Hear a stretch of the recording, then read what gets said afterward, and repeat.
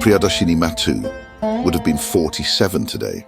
Our imagination can run far and wide on what the potential of this bright Delhi University law faculty student could have been, if only she hadn't been brutally murdered.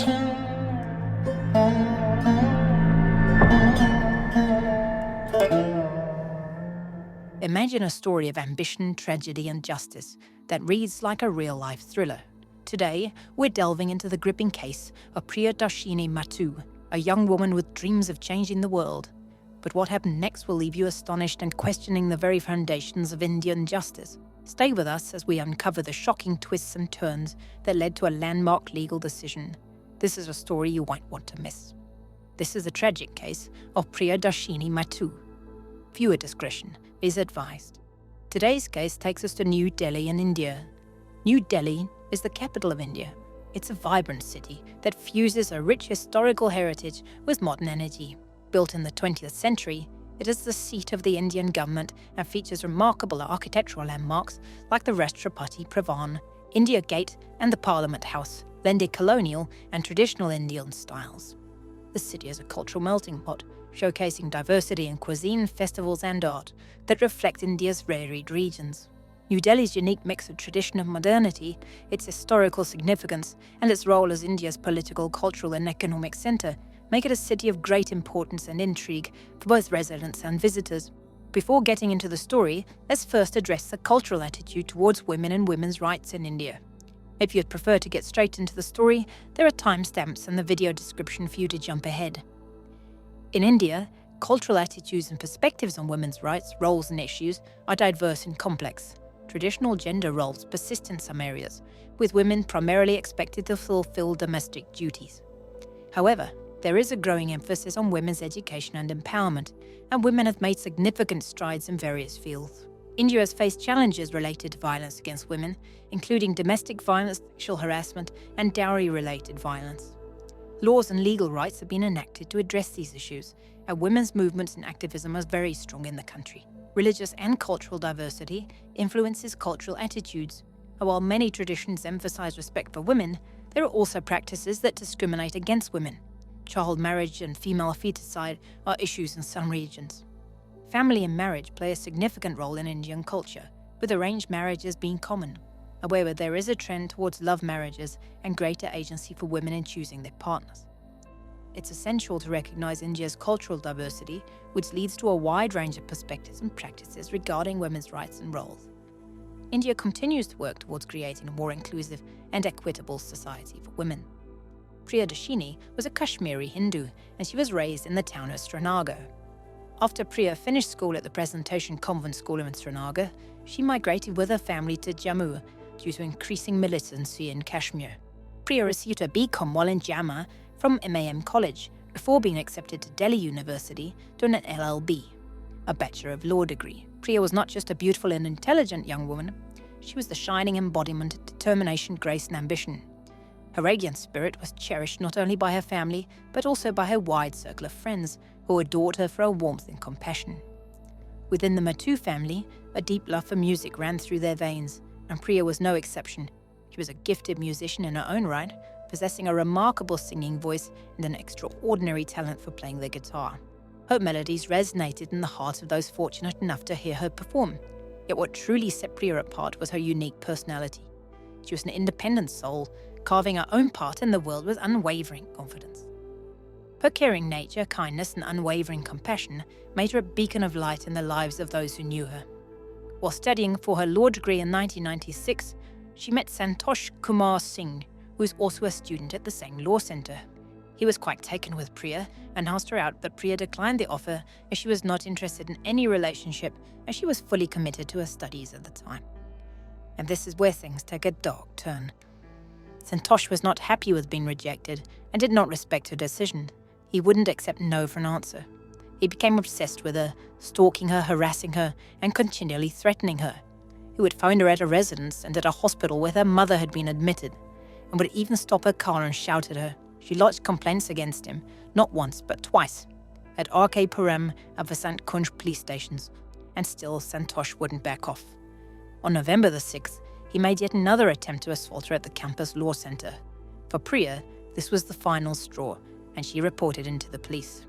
The police had to step in, and they charged him with a case under Section 354 of the Indian Criminal Code, which says, whoever assaults or uses criminal force to any woman, intending to outrage, or knowing it to be likely that he will thereby outrage her modesty, shall be punished with imprisonment for a term which will not be less than 1 year, but which may extend to 5 years. Singh was arrested at the Maurice Nagar police station, but was later released on a personal bond. Priya also lodged a complaint with the Dean of the Faculty of Law and Campus Law Centre on October the 27th, 1995. The situation was so intense that they recommended she talk to the Deputy Police Commissioner, who assigned a personal security officer to her. But on October the 30th, 1995, Singh, out of spite, made up fake allegations against Priya and told the Delhi University authorities that she was pursuing 2 courses at the same time. Because of this, her results were withheld while the university investigated. He took her to court in his personal capacity, and Priya argued that she had already completed a BCom in 1991 and had not yet appeared for a Bachelor of Law third-year review, effectively proving these charges wrong. She also testified about the harassment she'd been facing for the last year and a half. In the previous 18 months, Santosh made life very difficult for her. Now he seemed to snap with a tragic outcome. On the morning of the 23rd of January 1996, Priyadarshini was alone at home in Vasant Kunj, a suburb of Delhi. Santosh was seen knocking for entrance into Priya's uncle's house, where she was living at the time. A servant saw Santosh entering their house, apparently saying that he wanted a compromise in their legal battle. But he had a very different and more sinister motive. Filled with rage, he brutally violated her, battering her face beyond recognition with a motorcycle helmet and strangling her with an electric wire. The Delhi police initially took charge of the case, but Santosh Singh's father, who at the time was the then Inspector General of Police, had a different plan. He wanted to protect his son.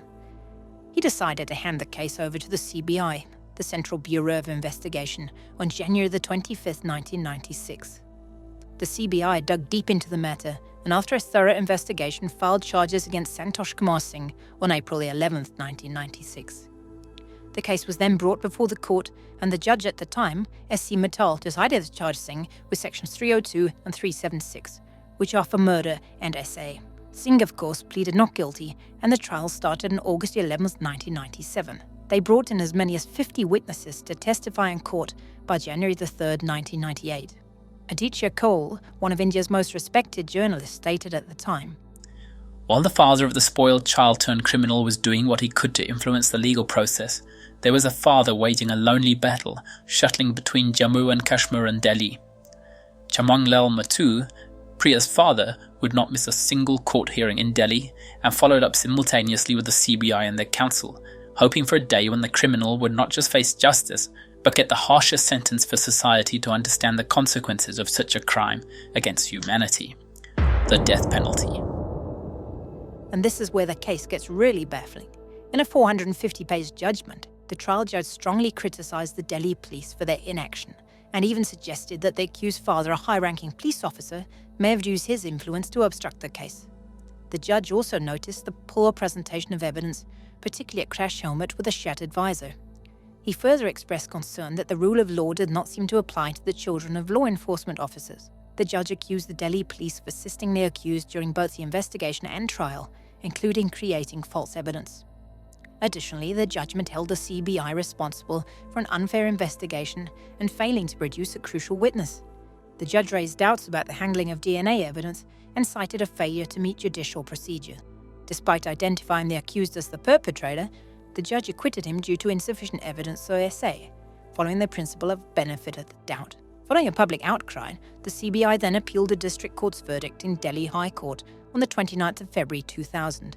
Initially, the trial was not a priority, and there was no presentation of evidence or hearings in the Delhi High Court well into 2006, a full 6 years later. However, intense public scrutiny was mounting in the case. After the acquittals in the Jessica Lell case, she was a model who was murdered by the son of a wealthy and influential parliament member. In that case, the murderer was eventually retried, found guilty and jailed. In addition, Priya's aged father, Chaman Mattoo, was making frequent appearances on TV, bringing the judiciary under intense pressure. Aditya Kaul, a prominent Indian journalist, described his reaction to this case. I was 16 in March 2006 when I saw Priya's father, Mattoo, tear up, sitting as a fossil inside a TV studio, asking for the wheels of justice to move. As a student in the 12th standard in school, the father's agony and appeal for justice moved me beyond any comprehension. The sight of a father left alone by the system and society shattered my belief that there was fair justice. Later, while I wrote my board exams, I began an online petition addressed to the Chief Justice of India asking for a retrial, collecting signatures, which led to several like-minded people coming together and starting a campaign for justice. There were right-to-information requests filed, letters written, and candlelight marches organised, which culminated in a massive protest across India and especially in New Delhi on the 23rd of July 2006, Priyadarshini's birth anniversary.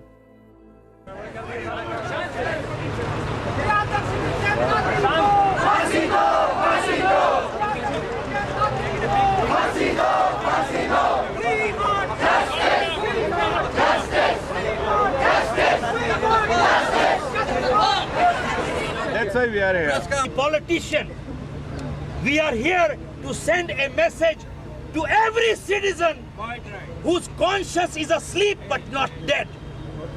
जिसकी आत्मा ही मर चुकी है, उसके लिए संदेश नहीं है सामने. In March that year, Anasuya Roy from NDTV and Arunoday Mukherjee from CNN-IBN had interviewed me and featured the injustice in the case prominently, which led to the entire nation standing together, asking the system to wake up to reality and deliver speedy justice. This story isn't about a essay, a murder victim alone, who was forgotten by our snail-paced system. It isn't just about a system which crumbled before the powerful who abused law, but it is about the entire criminal justice system of India, which failed to set a precedent for all times to come.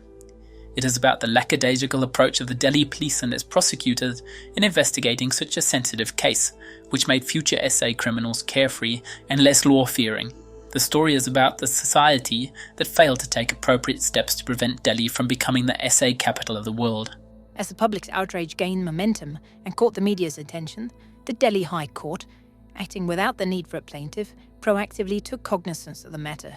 In a swift move, it placed the case in a fast-track trial, recognising the urgency and gravity of the situation.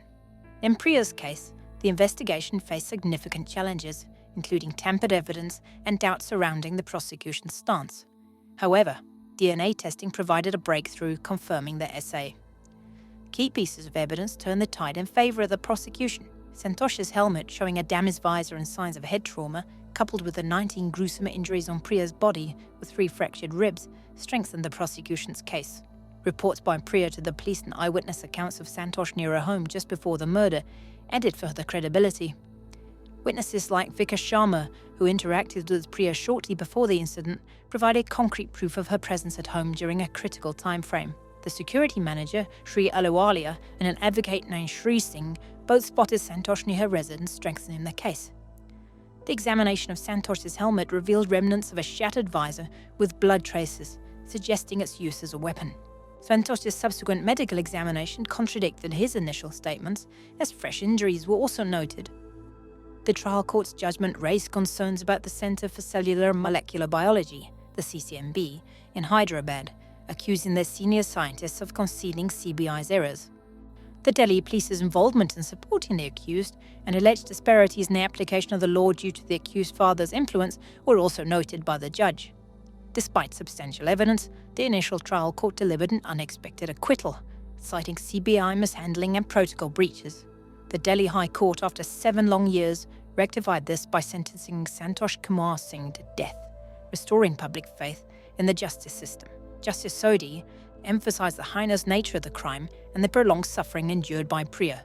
The verdict sent a clear message: even when the system falters, justice will prevail. This case was seen as a symbol of the struggles that women face in seeking justice for indecent assault and violence in India. Santosh Kumar Singh's conviction in the case was a significant development, and the case remains an important milestone in the Indian legal system's efforts to ensure justice for victims of heinous crimes, especially crimes against women. While her case was ultimately resolved, the journey was marred by delays, errors, and persistent issues.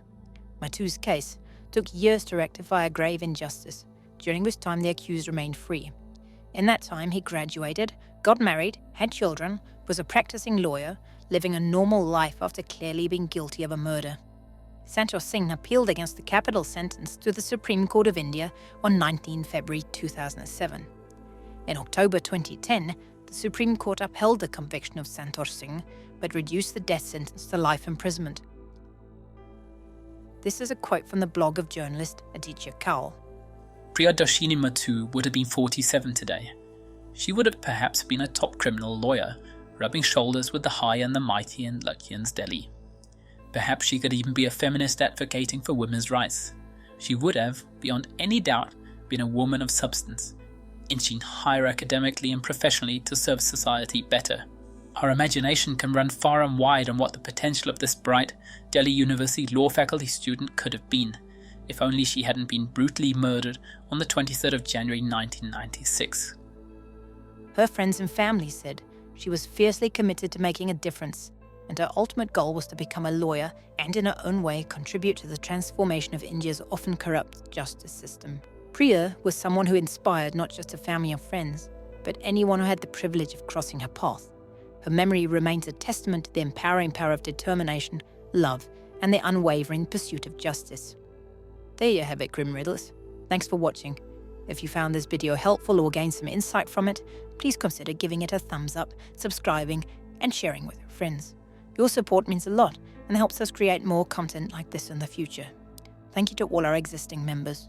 I appreciate your insight and comments, so what are your thoughts on this case? Let me know in the comments below, and we'll see you in the next video.